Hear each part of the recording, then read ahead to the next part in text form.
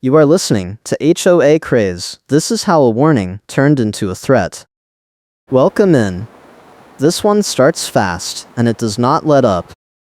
You are refusing compliance, and I am adding fees. That is what Evelyn yelled across the parking lane before I even got my door open. She had a handheld plate scanner aimed at my rear bumper like she was law enforcement, and she was already waving at a tow truck idling at the curb. I live in St.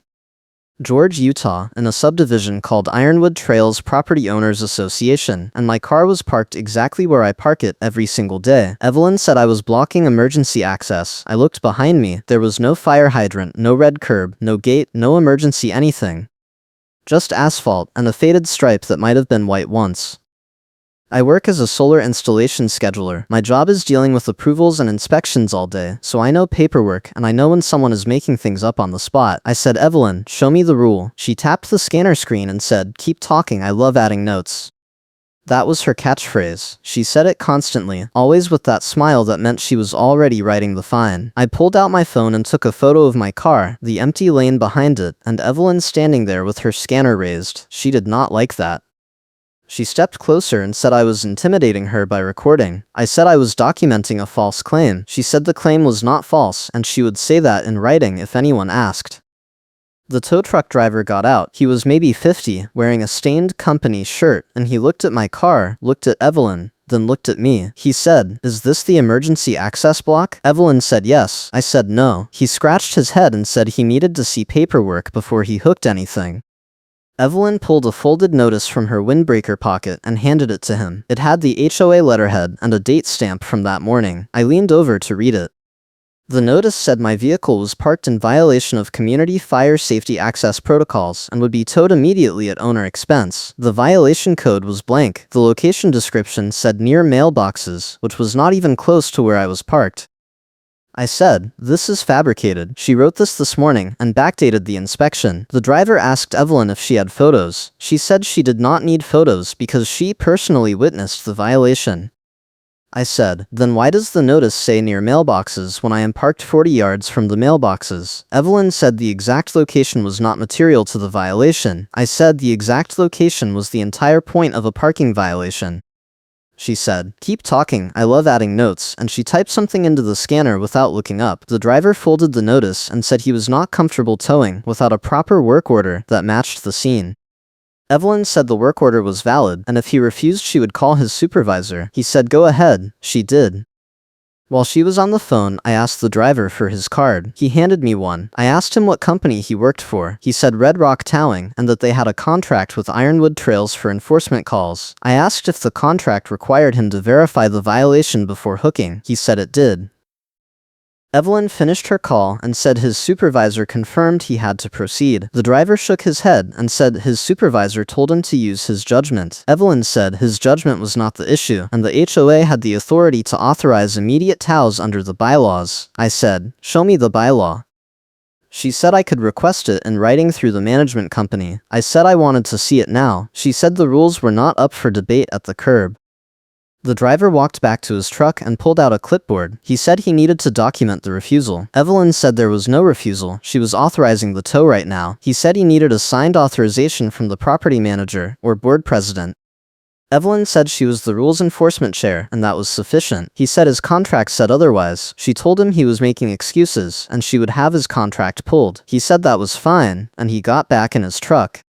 Evelyn yelled after him that she was reporting this to the board and to his company. He drove off. I thought that was the end of it. I was wrong. That night I came home from a job site around 9. My windshield had a bright orange sticker slapped across the driver's side glass. It said final warning in huge letters, and underneath it said vehicle will be towed on site if not moved within 24 hours. There was no signature, no date, no violation description, just the threat. I peeled it off carefully and saved it in a folder in my car. I have a camera mounted on my carport beam that covers my parking spot, so I pulled the footage when I got inside.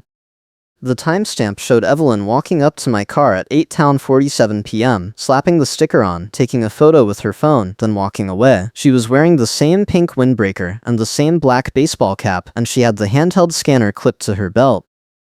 I saved the video to 3 places. I called my neighbor Marcus, who rents a unit 2 doors down and works as a renter advocate. He has dealt with landlord abuse cases and he knows how to file complaints. I told him what happened. He said Evelyn was escalating because she did not get the tow, and now she was trying to create a paper trail to justify the next attempt. He said the orange sticker was not an official notice under Utah law because it did not include the required information, but that would not stop her from calling another tow company and claiming I ignored a final warning. He told me to send him the footage and the photos and to document every interaction from now on. I did. The next morning I got an email from the Ironwood Trails Management Company. It said my account had been assessed a $50 violation fee for non-compliance with emergency access parking restrictions and a $25 administrative processing fee for failure to respond to a compliance notice. I had not received any compliance notice except the orange sticker, which I received after the alleged violation. I replied to the email and attached the photo I took of the empty lane, the footage of Evelyn placing the sticker, and a request for the specific bylaw section that authorized emergency access tow zones in unmarked areas. The management company replied 2 hours later and said my dispute had been received and would be reviewed within 10 business days. I said I needed a response before 10 business days because my attorney said if I wanted an emergency stop I needed one document today, and Evelyn was stalling on purpose. That afternoon I tried to enter the neighborhood through the main gate using my fob. The gate did not open. I tried again. Nothing. I backed up and tried the secondary entrance. Same result. I called the management company. They said there was a glitch in the access system and they were working on it. I said the glitch started the exact moment I pushed back on the bogus fine. The woman on the phone said she could not comment on the timing and that maintenance would resolve it within 48 hours. I asked how I was supposed to get into my own neighborhood. She said I could call the courtesy patrol and they would manually open the gate. I called the courtesy patrol. The guy who answered said he would send someone within 2 hours. I said I needed in now because I had a work call in 15 minutes. He said 2 hours was the fastest they could do. If this kind of HOA chaos sounds familiar, hit subscribe so you do not miss what happens when the tow truck comes back. I parked outside the gate and walked in. Evelyn was standing near the mailboxes talking to another resident. When she saw me, she smiled and waved. I ignored her. I got inside my unit, joined my work call, and spent the next hour trying to focus while my brain kept looping back to the gate lockout.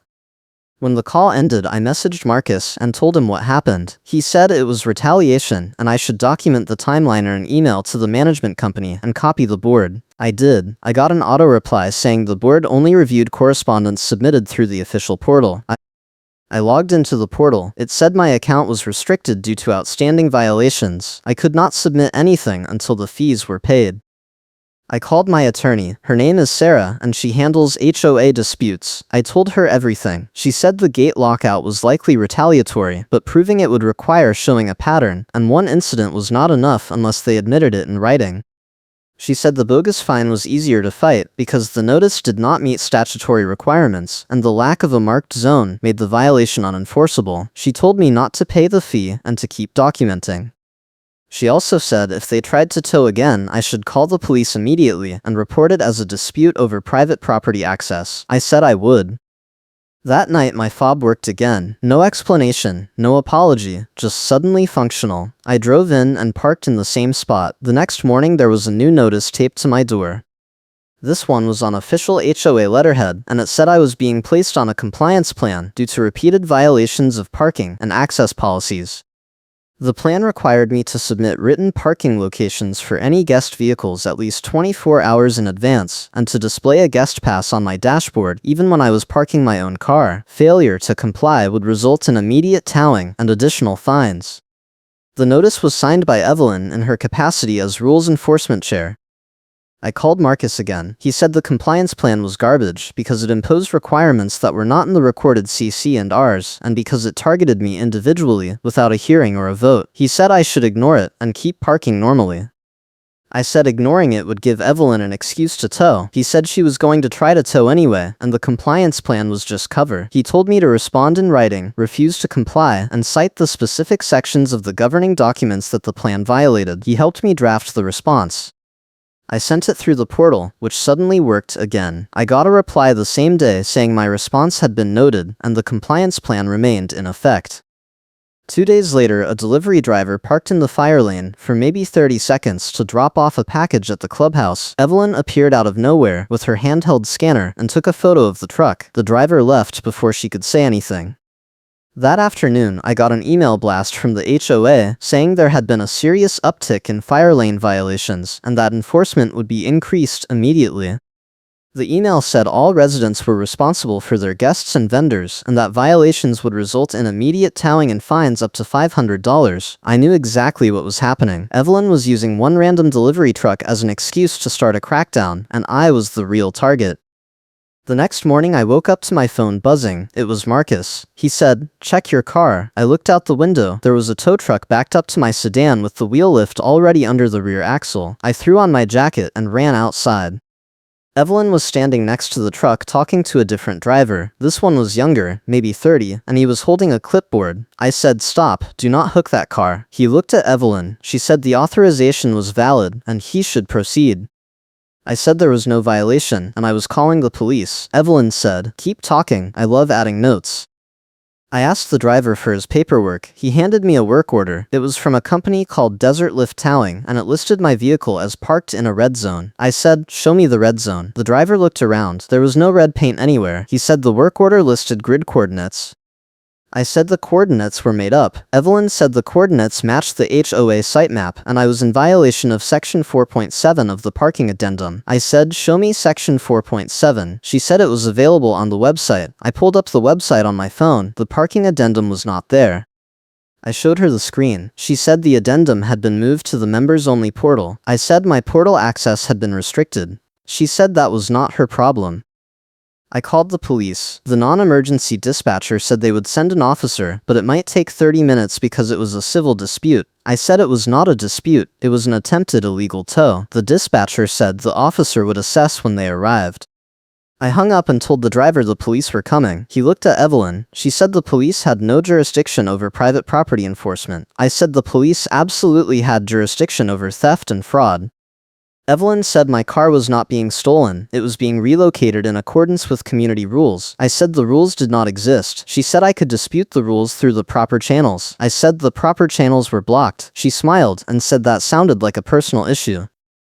Marcus came jogging up the lane. He had his phone out recording. He said, "Evelyn, you are on camera claiming a violation that is not marked and not documented, and you are authorizing a tow without notifying the owner in advance, which violates Utah Code 41-1A 1101.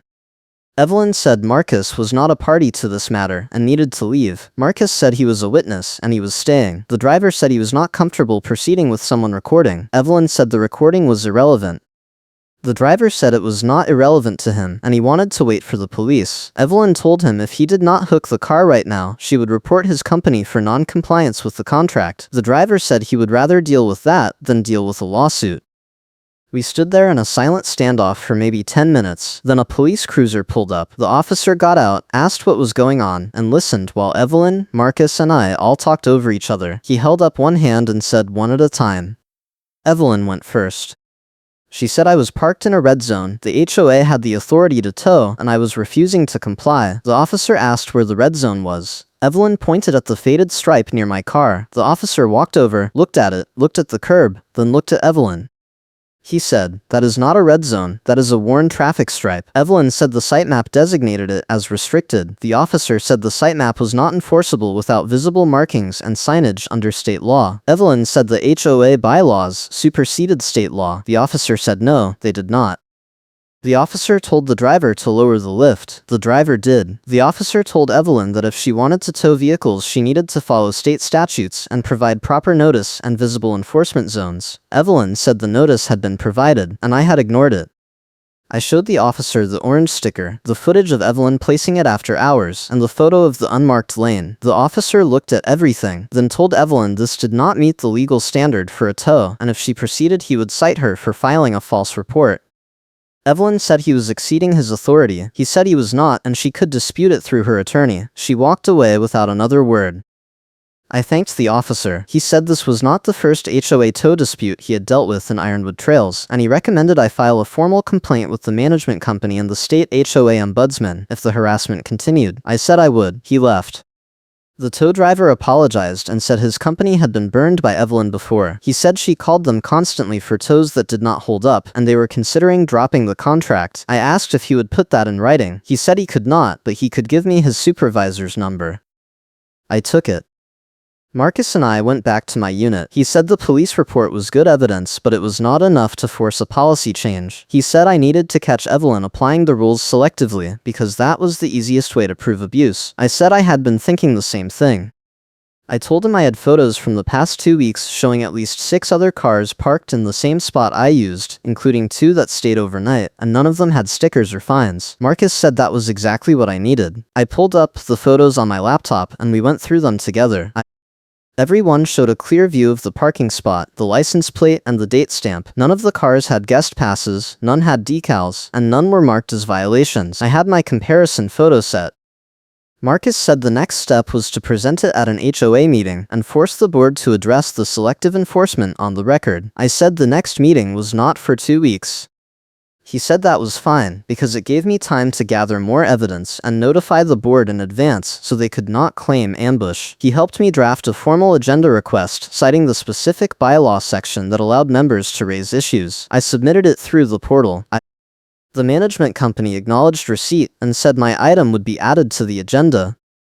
That same afternoon, I got a call from my homeowner's insurance agent. She said the carrier had received multiple complaints about my property, and they were reviewing my policy for potential non-renewal. I asked what complaints.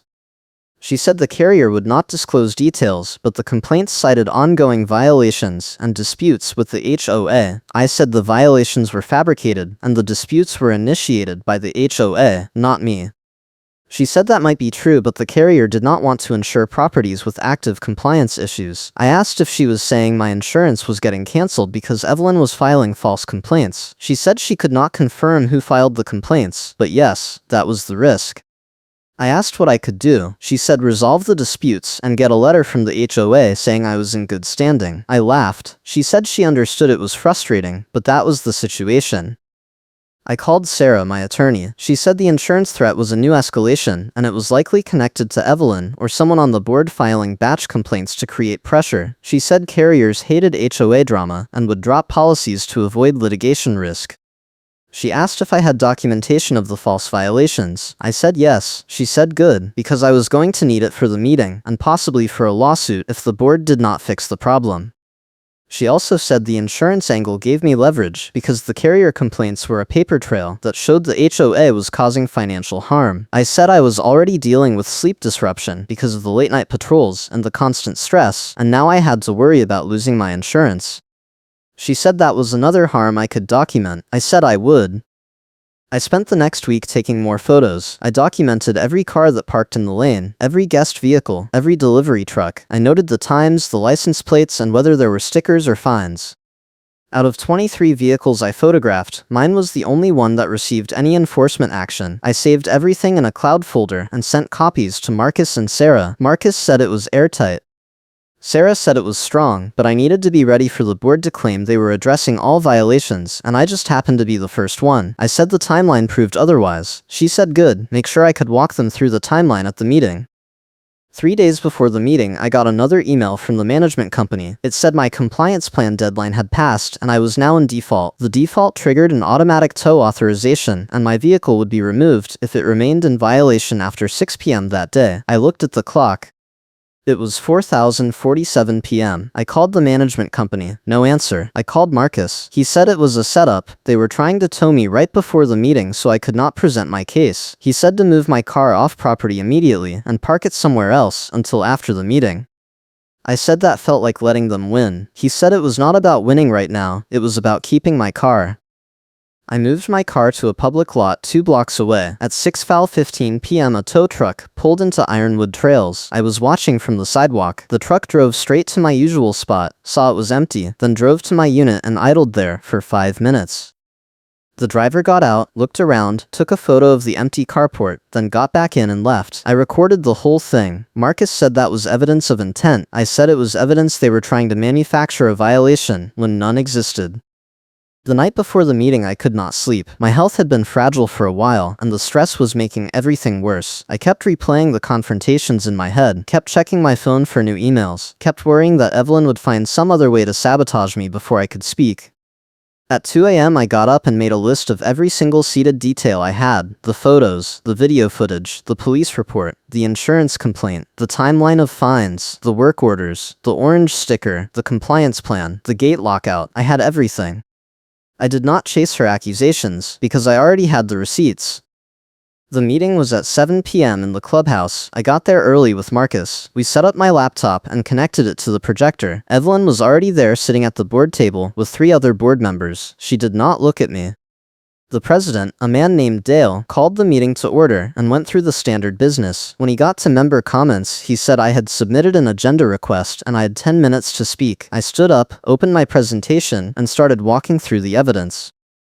I showed the photo of my car in the unmarked lane. I showed the 6 other cars parked in the same spot with no enforcement. I showed the orange sticker video. I showed the tow attempt with the police report. I showed the compliance plan and the gate lockout timeline. I showed the insurance complaint notification. I showed the 6 p.m. default notice and the tow truck arriving 15 minutes later. I showed the comparison chart proving that enforcement was applied only to me. The room was silent. Dale asked Evelyn if she wanted to respond. She said the enforcement was based on complaints from other residents, and the timing was coincidental. I said, "Show me the complaints." She said complaints were confidential. I said confidential complaints could not justify selective enforcement. Dale said he would take the matter under advisement. Marcus stood up and said the board had a duty to apply rules evenly, and the evidence showed they were not doing that. He said if the board did not address the selective enforcement, he would file a formal complaint with the state ombudsman, and he would encourage other residents to do the same. One of the other board members, a woman named Linda, said she had not been aware of the extent of the issue, and she wanted to see the enforcement logs. Evelyn said the logs were maintained by the management company. Linda said she wanted them reviewed at the next meeting. Dale said that was fair. Evelyn said nothing. After the meeting, Marcus pulled Linda aside and asked if she would support a motion to suspend enforcement pending a policy review. Linda said she would think about it. I said thank you, and left. On the way out, Evelyn stopped me in the parking lot. She said, "I can fine you daily until you give up and you cry." I said, "Go ahead. I am documenting all of it." She said documentation would not help me when my insurance was canceled and my property was flagged as high risk. I said she just admitted she was behind the complaints. She said I could not prove that. I said I could prove selective enforcement, and that was enough. She walked away. The next morning, Sarah called. She said she had received a letter from the HOA's attorney threatening me with a lawsuit for defamation and harassment if I continued to make public allegations about Evelyn. I said I had not made any allegations. I had presented documented facts at a member meeting. Sarah said that was correct, and the threat was toothless, but it showed the board was rattled. She said I should expect more escalation, and I should keep my evidence updated. I said I would. 2 days later, the management company sent an email to all residents saying there had been a comprehensive review of parking enforcement and that going forward, all violations would be documented with photos, GPS coordinates, and timestamps before any tow authorizations were issued. The email said residents could request enforcement logs through the portal. It did not mention me or the meeting, but everyone knew what it was about. Marcus said it was a win. I said it was a start. That weekend I was loading groceries into my car when I noticed a lug wrench resting on the ground near my rear wheel. I had not left it there. I picked it up and checked my wheel. The lug nuts were tight. I looked around. No one was nearby. I put the wrench in my trunk and went inside. 10 minutes later, Evelyn knocked on my door. She said a resident had reported someone tampering with vehicles in the parking lane, and she wanted to know if I had seen anything. I said no. She said the resident described someone matching my description. I said that was interesting because I had just found a lug wrench near my car that I did not put there. She said maybe I should be more careful about leaving tools around. I said I did not leave it there, and it looked like someone was trying to stage a scene. She said that was a serious accusation. I said it was a serious situation. She said she would note my comments. I closed the door. I called Marcus and told him about the wrench. He said it sounded like Evelyn was trying to bait me into an altercation so she could record it and use it to claim I was dangerous. He said I needed to avoid engaging with her directly and to make sure my camera was running anytime she was near my property. I said I would. He said he had heard from another resident that Evelyn had been asking people to file complaints about me and offering to help them word the complaints. He said if I could get someone to go on record about that, it would be huge. I said I would ask around. I spent the next few days talking to neighbors. Most people were polite, but did not want to get involved. One guy, a renter named Sam, said Evelyn had knocked on his door and asked if I had ever blocked his parking or made noise late at night. He said no, and she asked if he was sure, because other people had complained. He said he told her he had no complaints, and she left. I asked if he would put that in an email. He said he would think about it. A week later, he sent me a short message saying Evelyn had approached him, and he had declined to participate. I forwarded it to Sarah. She said it was not enough on its own, but it added to the pattern. The big break came from an unexpected source. A mail carrier who delivered in Ironwood Trails sent an email to the management company, complaining that Evelyn had blocked the lane with traffic cones and a wheel lift during a tow attempt, and he could not get his truck through. He said it delayed his route by 20 minutes, and he was filing a formal complaint. The management company forwarded the email to the board. Linda forwarded it to me. She said she was tired of Evelyn creating liability, and she was going to push for a review of the rules enforcement chair position. I said thank you. Linda said she was doing it because it was the right thing to do, not because of me, but I was welcome. The next board meeting was scheduled for 3 weeks later. In the meantime, I kept documenting. I found 4 more residents who said Evelyn had approached them asking for complaints about me. 2 of them agreed to put it in writing. Sarah said that was getting close to a harassment pattern that could justify a restraining order if it continued. I said I wanted to see the board process first. She said that was fine, but I should be ready to escalate if the board did nothing. The week before the meeting, I got a call from Desert Lift Towing, the company that tried to tow my car the second time. The supervisor said they were dropping the Ironwood Trails contract because Evelyn had submitted 7 fraudulent work orders in the past month, and they did not want the liability. I asked if he would document that. He said he already had, in a letter to the management company. I asked if I could get a copy. He said I would have to request it from the management company. I submitted a portal request. The management company said they could not release vendor correspondence without board approval. I filed an appeal citing the public record section of the bylaws. The management company said it would be reviewed. 2 days before the meeting, Sarah called me and said the management company had sent her a letter offering to settle. They would waive all fines, remove the compliance plan, and issue a written apology in exchange for me agreeing not to file any legal claims or ombudsman complaints. I asked what she thought. She said it was a decent offer, but it did not address the root problem, which was Evelyn. She said if I accepted the settlement, Evelyn would just move on to the next target. I said I wanted to present my evidence at the meeting and see if the board would act. Sarah said that was a risk because settlements could be withdrawn if I kept pushing. I said I would take the risk. The meeting was packed. At least 30 residents showed up, which was triple the normal attendance. Dale looked nervous. He started the meeting and tried to move through the agenda quickly. When he got to the enforcement review, he said the board had received multiple complaints about inconsistent application of parking rules, and the board was forming a committee to draft new guidelines. Linda interrupted and said the problem was not the guidelines, it was selective enforcement by the rules chair. She moved to suspend Evelyn from the enforcement role pending an independent audit. Another board member, a man named Greg, seconded. Dale said the motion was out of order. Linda said it was not, and she wanted a vote. Dale said they needed to table it for legal review. Linda said the board had a duty to act when a member was abusing their authority. Evelyn said she had not abused anything, and Linda was making baseless accusations. Linda said the accusations were documented, and she was done pretending otherwise. Dale banged the gavel and said the board would take a 10-minute recess. Evelyn stood up and walked out. Marcus leaned over and said this was the moment. I asked what he meant. He said Evelyn was rattled, and if I presented the trump card now, she would not have time to spin it. I said I was not planning to present it until the end. He said the end might be too late if Dale shut down the meeting. I thought about it. He was right. I stood up and said I had additional evidence to submit. Dale said public comment was later on the agenda. I said this was directly relevant to the motion on the table, and the board needed to see it before they voted. Dale sighed and said I had 2 minutes. I pulled out a manila folder and walked to the front. I said I had obtained a management company internal note dated 3 weeks before the first tow attempt.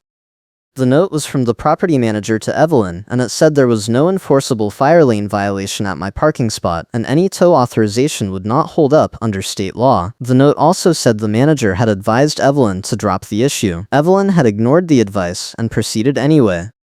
I handed copies to Linda first, then we presented together so Evelyn could not isolate me. Linda read it, looked at Evelyn, and said, "You authorized a tow knowing it was fabricated?" Evelyn said the note was taken out of context. Linda said the context was clear. Greg said he wanted to know how many other enforcement actions were based on fabricated violations. Dale said they would need to review the logs. Linda said they could start by voting on her motion. Dale called for a vote. The motion passed 3-1, with Dale abstaining. Evelyn was suspended. The room erupted. Residents started asking questions, demanding refunds, wanting to know if their fines were bogus too. Dale tried to restore order, but it was chaos. Marcus stood up and said the board should authorize an independent audit of all enforcement actions for the past year. Linda said she would make that motion. It passed unanimously. Dale said the meeting was adjourned. People stayed and argued in the parking lot for another hour. The next day, the management company sent an email saying Evelyn had resigned from the board effective immediately. It also said the company was conducting a comprehensive review of enforcement policies and would issue refunds for any improperly assessed fines. I got a call from Sarah. She said the settlement offer was still on the table, and it now included a clause preventing Evelyn from holding any HOA position for 5 years. I said I would take it. She said she would finalize the paperwork. 3 weeks later, the audit results came back. The independent auditor found that Evelyn had issued 63 fines over the past year, and 41 of them were based on violations that did not meet the bylaw requirements. The auditor also found that Evelyn had reset cure deadlines multiple times for the same alleged violations, creating a loop where residents could never be done with the dispute. The board voted to refund all 41 fines and to revise the enforcement procedures to require photo documentation, GPS verification, and management company sign-off before any tow authorizations. The total refund amount was over $18,000 spread across the neighborhood. Marcus told me that Karen says nobody complains, and a stack of complaints appears was the funniest part. He said Evelyn had spent months claiming she was just enforcing the rules fairly, and then the audit proved she was making it up as she went. I said it was satisfying, but I was exhausted. He said that was fair. I got a letter from my insurance agent saying the carrier had closed the complaint review, and my policy was renewed. I got a letter from the HOA attorney saying Karen's own selective enforcement gets documented in the minutes, and a statute citation read into the minutes that shuts the threat down would be part of the new enforcement manual. I got a letter from the ombudsman saying my complaint had been noted, and the HOA was now on a watch list for compliance monitoring. I got a letter from Sarah saying the settlement was final, and I was clear. The outcome was that the HOA stops selective enforcement after complaints pile up, and an independent audit finds improper late fees tied to notices, and the HOA is forced to refund a large batch of charges across the neighborhood. Evelyn never apologized. She moved out 6 months later. I heard she joined the board of a different HOA in a nearby town. I feel bad for them. I still live in Ironwood Trails. I still park in the same spot. No one has bothered me since. Glad you were here for this one.